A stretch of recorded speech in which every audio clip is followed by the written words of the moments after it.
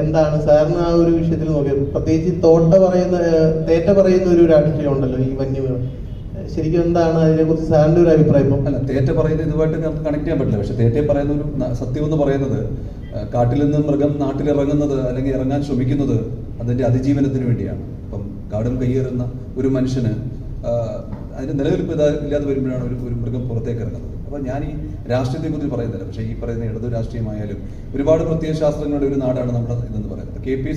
KPC പോലുള്ള ഒരു സംഘടന കലയിലൂടെയും നാടകത്തിലൂടെയും ഒക്കെ ഒരു പ്രത്യയ ശാസ്ത്രത്തെ അവതരിപ്പിക്കാൻ ശ്രമിച്ചത് ആ നാടിന്റെ ഉന്നമനത്തിന് വേണ്ടിയായിരുന്നു.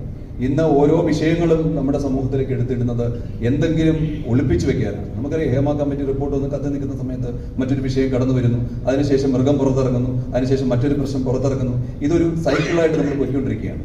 ഇതിന് ബോധവാന്മാരാകേണ്ടത് ജനങ്ങൾ തന്നെയാണ്.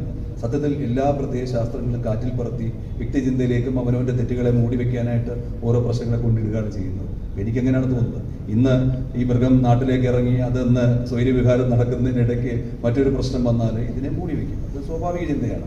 ഒരു പ്രശ്നങ്ങൾക്കും ഒരു ശാശ്വതമായൊരു പരിഹാരം നമ്മുടെ സമൂഹത്തിൽ വരുന്നില്ല. അത് ഈ പറഞ്ഞ ഇടചിന്തയായാലും മറ്റേത് സംഘടനയായാലും എനിക്കെങ്ങനെയാണ് തോന്നുന്നത്. തേറ്റ സത്യത്തിൽ ഈ ഒരു വിഷയം ശക്തമായിട്ട് മറ്റൊരു തലത്തിലാണ് കൈകാര്യം ചെയ്യുന്നത്. കാരണം വേദനിക്കപ്പെട്ട ഒരു മൃഗത്തിന്റെ ഒരു പ്രതികരണമാണ് ഈ സിനിമയിൽ. അവൻ പോരാടുന്നത് മനുഷ്യന്റെ മനസ്സുമായിട്ടാണ്. അവിടെ തേറ്റ അത് വ്യക്തമായിട്ട് പറയാൻ ശ്രമിക്കുന്നുണ്ട്.